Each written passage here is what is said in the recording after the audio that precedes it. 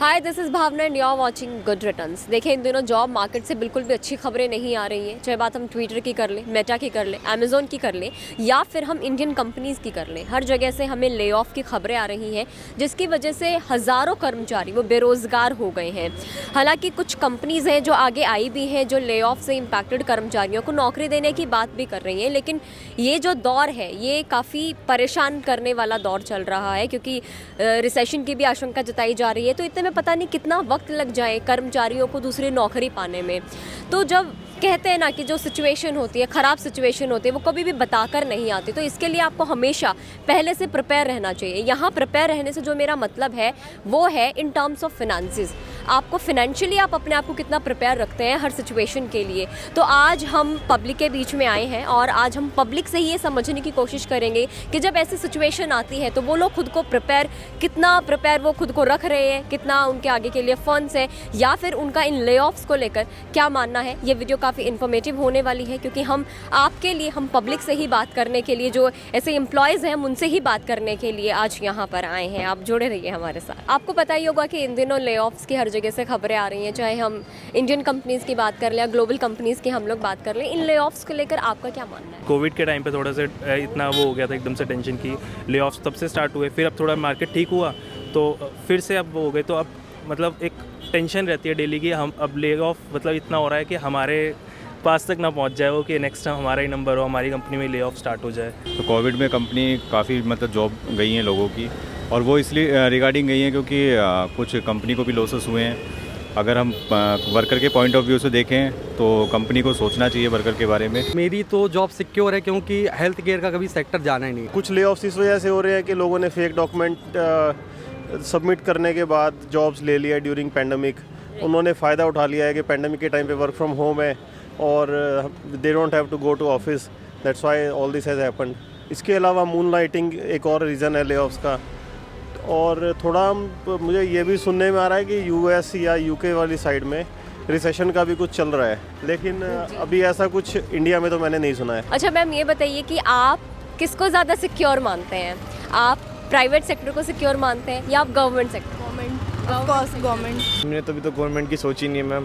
फ़िलहाल तो प्राइवेट चलेगी अपनी ज़िंदगी में, और प्राइवेट ही चलेगी हमारे लिए। तो ऑनेस्टली बताऊं तो मुझे तो गवर्नमेंट सेक्टर में एक भी इंटरेस्ट नहीं है। गवर्नमेंट इतनी जल्दी फायर नहीं करती है, दे जस्ट ट्रांसफ़र यू।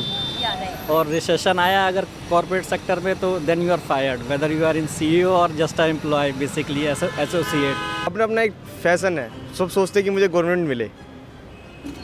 हर किसी को गवर्नमेंट मिलेगी तो प्राइवेट बंदे कहाँ जाएंगे? बीइंग अ प्राइवेट एम्प्लॉय हमेशा एक खतरा तो रहता ही है कि क्या पता कंपनी कब लॉस में चली जाए या फिर कब रिसेशन आ जाए। पता नहीं, कोई भी ऐसा फैक्टर हो सकता है जिसकी वजह से नौकरी चली जाए।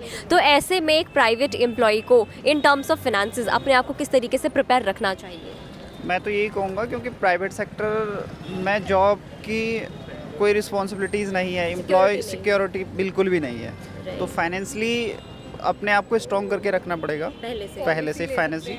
और किस तरीके से कर सकते हैं? इस तरीके से कर सकते हैं क्योंकि पॉलिसीज़ कर सकते हैं, अपनी सेविंग्स कर सकते हैं एज़ पर जब वो ऑर्गेनाइजेशन के साथ वर्क कर रहे हैं। तो एटलीस्ट उन्हें एक ऐसा अमाउंट सेव करके चलना चाहिए कि जिस कंडीशन में उन्हें फाइनेंशियली लॉस होता है उससे अपना मैनेज कर पाए। थोड़ा अपने पास भी बैकअप रखना चाहिए, इमरजेंसी फंड रखना। राइट। प्राइवेट सेक्टर के लिए तो मोस्ट इम्पोर्टेंट है कि वो अपनी फाइनेंशियली प्लानिंग डे वन से करके चले। 20 to 30% अपना सेविंग करनी चाहिए। तो आप उसको अलग अलग जगह पे इन्वेस्ट करो, और जब आपको ऐसा कुछ हो तो उस टाइम पे ये हमें काम आता है ये चीज़। हम क्या करते हैं, हमारा सैलरी आती है, हम उसको ऐसे ही उड़ा देते हैं। मतलब कि मंथ्स सैलरी आई, नेक्स्ट 3-4 डेज़ में अकाउंट ख़त्म।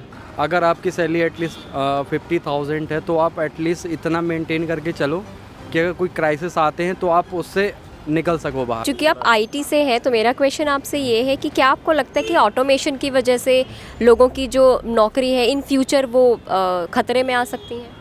यस, ये तो एक रीज़न है, क्योंकि आजकल रोबोटिक्स काफ़ी डिमांड में है।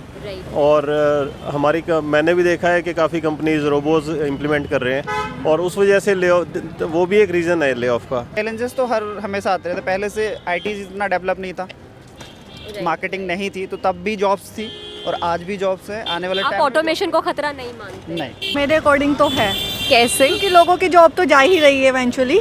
ऐसा नहीं है, जितने जितने डिजिटल चीज़ें होते जा रही हैं लोगों का तो अनएम्प्लॉयमेंट बढ़ता ही जा रहा है ना। लोग खाएंगे कहाँ से? क्योंकि लोगों का जो रिप्लेसमेंट है वो रोबोट्स आ गए हैं। रोबोट्स आ गए हैं, ठीक है। तो अनएम्प्लॉयमेंट बढ़ेगा तो फिर प्रॉब्लम तो कहीं ना कहीं कंट्री में होनी है, इकोनॉमी को आनी ही है। अच्छा, आपको क्या लगता है कि जब कंपनीज ले ऑफ की अनाउंसमेंट करती हैं, क्या उससे पहले उन्हें कुछ बैकअप देना चाहिए? 3 मंथ्स का देना चाहिए। 3 मंथ्स का देना चाहिए। और वो तो नॉर्मली होता ही है हर एक कंपनी में। 3-4 मंथ्स पहले तो एटलीस्ट बताना चाहिए, और कम से कम टाइम मिल जाएगा फिर नेक्स्ट हमें भी कि कहीं पे और जॉब अगर जो हमें लुकआउट करनी है तो हम थोड़ा सा टाइम होगा। EMIs भी होती हैं और भी खर्चे होते हैं, फैमिली भी होती है, तो एटलीस्ट कंपनी को थोड़ा सा सपोर्ट करना चाहिए। एटलीस्ट फुल सैलरी ना देके वो कुछ टाइम तक 3 मंथ्स 6 मंथ्स तक कुछ पार्ट 50 बैकअप देना। हाँ, बैकअप देना चाहिए। Backup company I don't think कोई कंपनी बैकअप दे पाएगी ले ऑफ करते टाइम पे, क्योंकि जब ले ऑफ करती है कंपनी तो कंपनी के कॉन्ट्रैक्ट में लिखा होता है ऑफर देने के टाइम पे कि हम 3 मंथ्स में वी कैन ले ऑफ, और उस we will give 3 month salary, और उसके बाद हम लोग निकाल सकते हैं। तो वो तो दोनों साइड का कॉन्ट्रैक्ट है, लेकिन ले ऑफ अच्छी बात तो नहीं है कि सब कंपनीज ले ऑफ कर रही हैं। देखिए, बीइंग अ प्राइवेट एम्प्लॉय हमेशा हम लोगों को, आप लोगों को प्रिपेयर रहना चाहिए, क्योंकि कभी भी जॉब का खतरा सर पर मंडरा सकता है। तो ऐसे में खुद का चाहे इमरजेंसी फंड आप रखें, चाहे सेविंग्स रखें, चाहे ऐसी इन्वेस्टमेंट करके रखें जिससे आपको हायर रिटर्न्स मिले और आप इमरजेंसी के टाइम में आप यूज़ कर सकें। तो बहुत ज़्यादा ज़रूरी यही है कि ये जो रिसेशंस हैं, ये जो ले ऑफ्स हैं, वो हमारे हाथ में नहीं है। हमारे हाथ में क्या है कि हम अपने आप को ऐसी सिचुएशन के लिए किस तरीके से प्रिपेयर रखते हैं। ऑलरेडी मैं एक डिटेल्ड वीडियो इसके ऊपर बना चुकी हूँ जिसमें मैंने बताया था कि रिसेशन के टाइम में या फिर ले ऑफ्स के टाइम में आप अपने आप को फिनेंशियली किस तरीके से स्ट्रॉन्ग रख सकते हैं, कैसे प्रिपेयर रख सकते हैं। वो वीडियो भी आप देख सकते हैं गुड रिटर्न्स के यूट्यूब चैनल पे या फेसबुक चैनल पे जाके आप देख सकते हैं। मुझे वॉक्स पॉप करके बहुत मज़ा आया, बहुत मज़ेदार भी लोगों ने आंसर दिए और बहुत ही इन्फॉर्मेटिव भी लोगों ने बातें बोली हैं। आई होप आपको इस वीडियो से काफ़ी इन्फॉर्मेशन मिली होगी, और यही हमारा जो पर्पज़ है, वही हर वीडियो के पीछे यही पर्पज़ होता है कि हम कितना लोगों को फिनेंशियली लिटरेट कर सकते हैं। आपको ये वॉक्स पॉप कैसा लगा हमें कमेंट करके ज़रूर बताइएगा, एंड गुड रिटर्न्स को लाइक करें, सब्सक्राइब करें।